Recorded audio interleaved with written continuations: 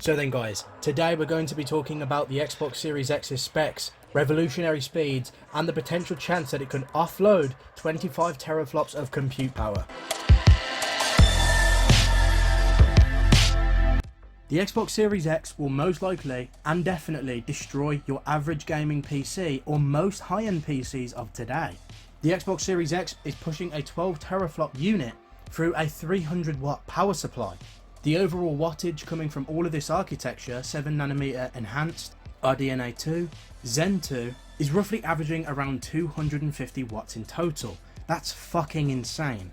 And comparing this against RDNA 1 on PC, this is definitely on par with an RTX 2080 and 2080 Super. You could indeed compare a Series X to most PC graphics cards on the market right now in the very high-end expensive spectrum. Digital Foundry have recently done a video fully testing benchmarks through Gears of War 5, and we can see that it's very comparable to a 3700X and a 2080, and that's in a 2-week unoptimized port of Gears of War 5. This is a very early prototype of Gears of War 5 on the Xbox Series X, so by the time it comes out at the end of the year we could push even more performance, right up to a Ryzen 3 800X and over a 2080 Super. You have to bear in mind there is only one fan in this machine. Every piece of air comes through the bottom of the console and rises up out through that giant fan. The Xbox Series X is an incredibly compact console, and you can see this just by looking at it right in front of your eyes on the screen.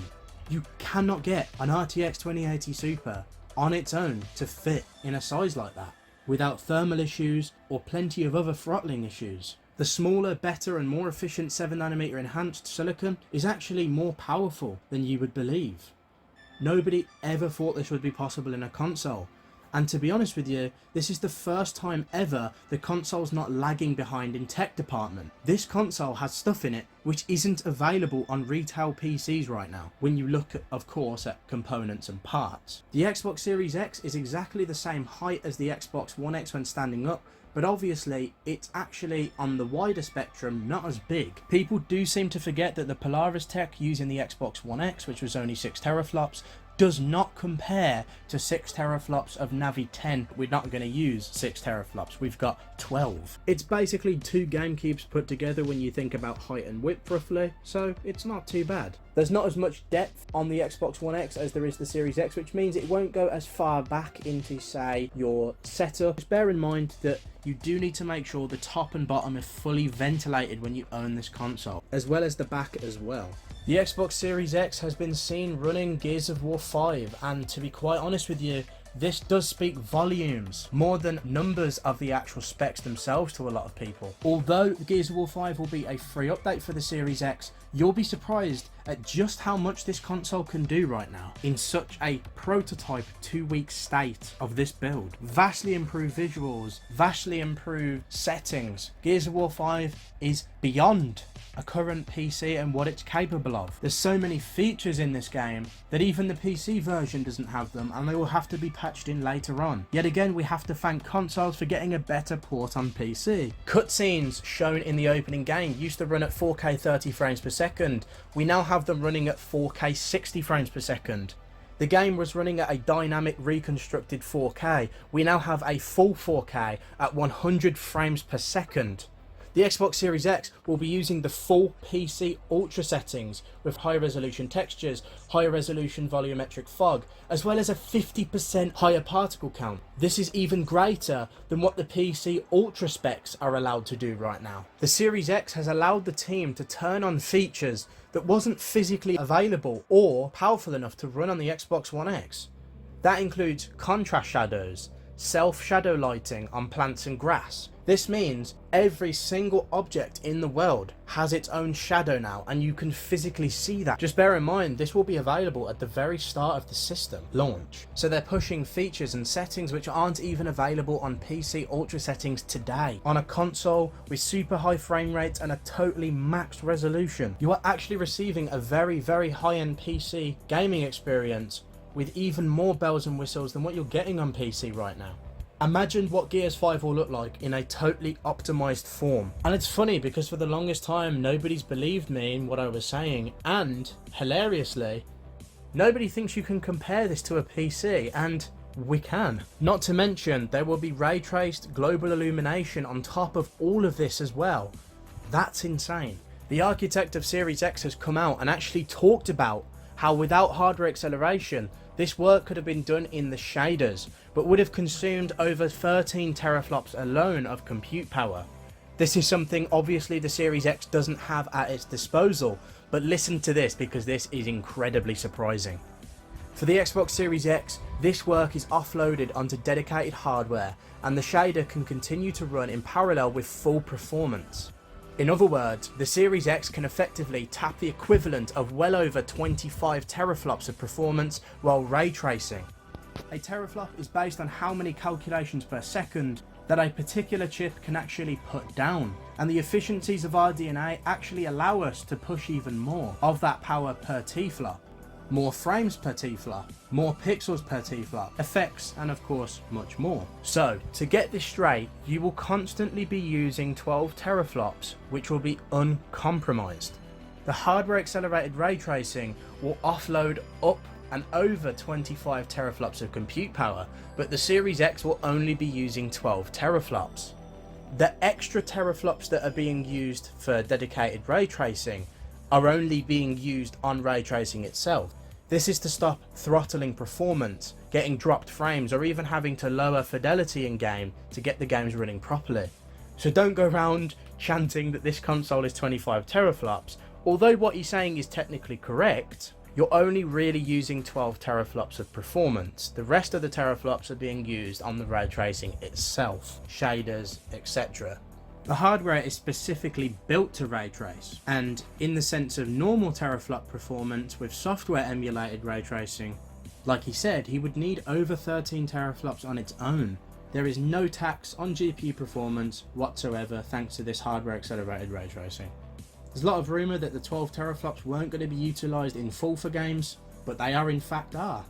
When you see that maybe the GPU is being maxed out and the hardware accelerated ray tracing is being maxed out, that's when it can start to push the 25 teraflops of compute power in full performance.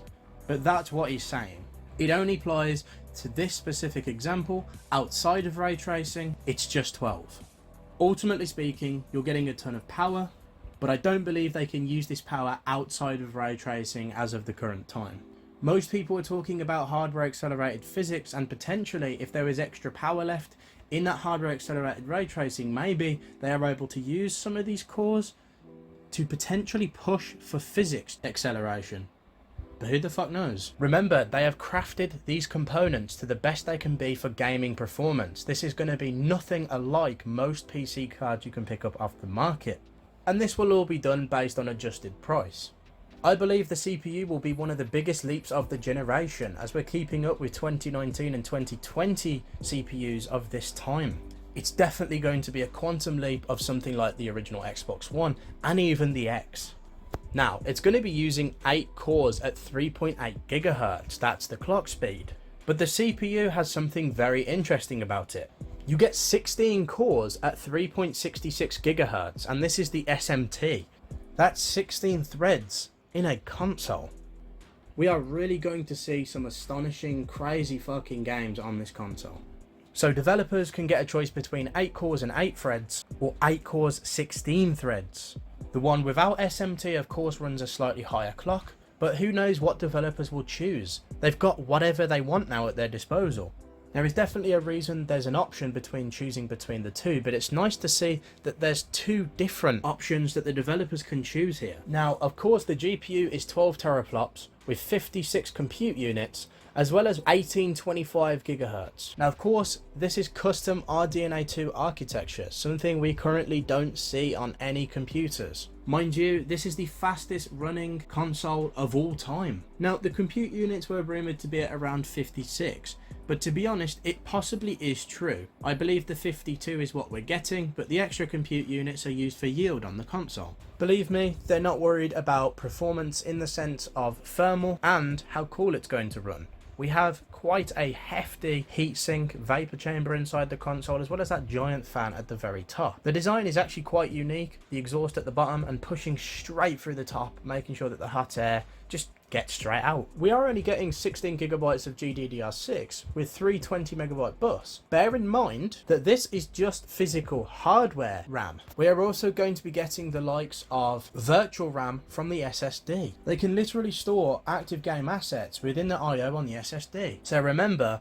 you're not actually limited to what's physically in the hardware itself. Now the memory bandwidth pool is close enough to 600 gigabytes per second at 560 gigabytes per second. Now that is pretty good, but bear in mind they're going to be using a virtual memory pool as well. So these numbers aren't actually representative and tell all of the story. The storage itself, I believe it will just be a 1 terabyte custom NVMe SSD, but like I say, there's an expandable storage card with 1 terabyte as well, and unfortunately this will be dedicated to the Xbox Series X. You cannot buy third-party SSDs for this. And I don't know whether there will be any competition in the future, whether they're going to be able to do this, but yeah, this is a priority SSD in this console. Bear in mind, NVMe is the latest and greatest SSD technology. It's some of the fastest you can get on the market, even in the PC space. And this is custom to run and play games faster than ever before. We of course have USB 3.2 support as well, and I'm not being funny, but a custom external SSD might cost actually quite a bit of money. I'm not sure I like that, to be fair.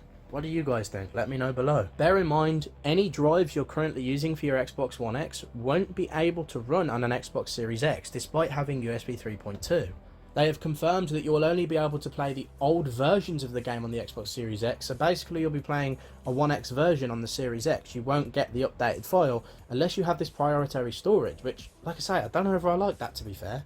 There is a potential opportunity that if developers patch it to run on older drives, maybe we'll see it. I believe they will keep the prices reasonable though, so I don't think we have anything to worry about. Microsoft in the past few years have been quite consumer friendly, so I can't see this being a big deal. Now, the raw I/O throughput will actually be 2.4 gigabytes per second. However, it also has almost 5 gigabytes per second mode available through a custom compression and hardware decompression block. They're basically trying to integrate this software and hardware in such a way that you'll be able to get things done which before you may not have been able to do as quickly. There is of course talk that the PlayStation 5 right now will have faster I/O speeds for the SSD, both internal and external. But maybe we'll have to see. I mean, it's all rumour at the moment until Sony reveal anything tomorrow, but it's interesting, right?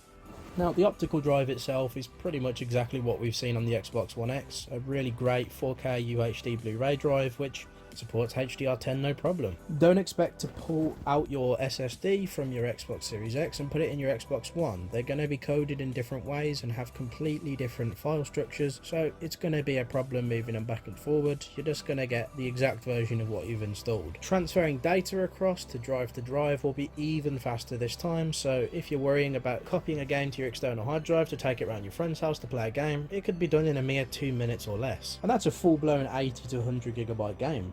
We know the main performance target is 4K 60 frames per second, right up to 120 frames per second, with some games even running at 8K if the developer chooses so. So unfortunately this video has come up to almost a 15-16 minute video now, and I believe that's all I've got time to cover, as there's so much on this console we could go over and over again. I just thought I would try to make it a little bit more informative for people that don't really understand the technology, while also putting the research and understand a few more things myself. I want to make sure that when it comes down to the technology, I know what I'm buying into and what exactly all of this crazy hardware means for me.